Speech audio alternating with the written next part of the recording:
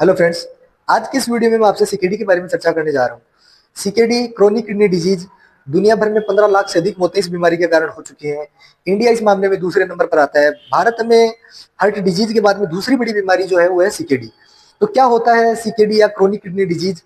CKD basically अपनी kidneys का धीरे धीरे काम करना बंद कर देना, जिसमें पेशेंट को उस टाइम पता चलता है जब किडनी डिजीज अपनी एडवांस स्टेज में पहुंच चुकी होती है। और उसका एंड रिजल्ट जो होता है वो है किडनी फेल्योर। तो इसमें होता क्या है कि सीकेडी में धीरे धीरे अपनी किडनीज काम करना बंद कर देंगी और रिजल्ट में अपनी बॉडी में एक्स्ट्रा टॉक्सिन्स और वाटर जमा होने लगता है। अब इंडिया में सीकेडी इस लेवल पे क्यों देखा जा रहा है, इतने ज्यादा केसेस सीकेडी के इंडिया में क्यों देखे जा रहे हैं, इसके कुछ कारण हैं जो हम जानते हैं इस वीडियो में। इंडिया में एक मुख्य कारण है डायबिटीज। डायबिटीज के पेशेंट ज्यादा मिलना और डायबिटीज के कारण सीकेडी जैसी प्रॉब्लम देखने को मिल रही है अपने इंडिया में। दूसरा जो कारण है वो है high blood pressure. High blood pressure भी एक मुख्य कारण माना जाता है इंडिया में सीकेडी के केसेस ज्यादा देखने के लिए। अभी तीसरा जो रीजन है वो है कि लंबे टाइम तक पेन किलर्स यूज करना या फिर बिना डॉक्टर की सलाह के पेन किलर्स खाना, ये भी एक सीकेडी का मुख्य कारण है। चौथा कारण है कि या कोई जेनेटिक रीजन हो सकता है, या फिर पांचवा कारण है ग्लोमेरुलोनेफ्राइटिस के केस। ग्लोमेरुलोनेफ्राइटिस के कारण भी सीकेडी के केसेस देखे जा रहे हैं। इसके अलावा कोई जेनेटिक रीजन भी हो सकता है, या फिर आज के टाइम पे जो एक्सेसिव एल्कोहल कंज्यूम करना, या फिर एक्सेसिव स्मोकिंग करना, या फिर जो आज का लाइफस्टाइल है उसके साथ ओबेसिटी है, ओबेसिटी भी एक सीकेडी का कारण बनता है। या फिर अनहेल्दी जो डाइट आज के टाइम पे जो लोग खा रहे हैं, तो वो भी सीकेडी का एक कारण बनता है। या फिर लंबे टाइम तक या फिर बार बार यूटीआई के केसेस देखा जाना, जिसमें किडनी इन्फेक्शन का देखा जाना, या फिर लंबे टाइम तक किडनी स्टोन फेस करना, ये कुछ सीकेडी के मुख्य कारण हैं।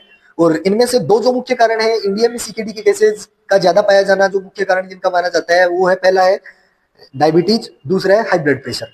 अब मैं बात करता हूँ कि सीकेडी के क्या सिम्टम्स हैं।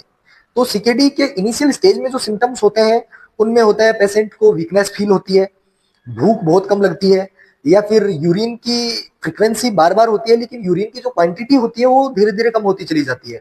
एडवांस स्टेज में अगर देखा जाए तो सीकेडी के केसेज में हाथों पर, पैरों पर, या फिर चेहरे पर, आंखों के चारों तरफ स्वेलिंग नजर आने लगती है, या एनीमिया जैसे सिम्टम दिखने लगते हैं, फेस पेल होने लगता है, या फिर पेशेंट को बार बार यूरिन की अर्जिंग होती है लेकिन पेशेंट का जो यूरिन का जो क्वांटिटी है वो डे बाय डे डिक्रीज होता चला जाता है इस बीमारी में। इसके अलावा सीकेडी के केस में हाई ब्लड प्रेशर देखा जाना आम बात है। तो अपने को ये कुछ सिम्टम्स हैं जो एडवांस स्टेज में अपने देखे जाते हैं, या फिर वोमिटिंग हो गया, नोजिया हो गया, ये भी सीकेडी के केस में देखा जाता है। अब मैं बात करता हूँ कि सीकेडी से किस तरीके से बचा जा सकता है। तो सीकेडी से बचने के लिए अपने को समय रहते अपनी डायबिटीज की जांच करवानी चाहिए, समय रहते या टाइमली बीपी का जो रूटीन चेकअप है वो करवाते रहना चाहिए। तो अपने को ज्यादा से ज्यादा ये वीडियो लोगों तक शेयर करना है, जिससे हम सीकेडी जैसी गंभीर बीमारियों से बच सकते हैं। समय रहते इनका इलाज संभव है। सीकेडी का एंड रिजल्ट किडनी फेल्योर होता है।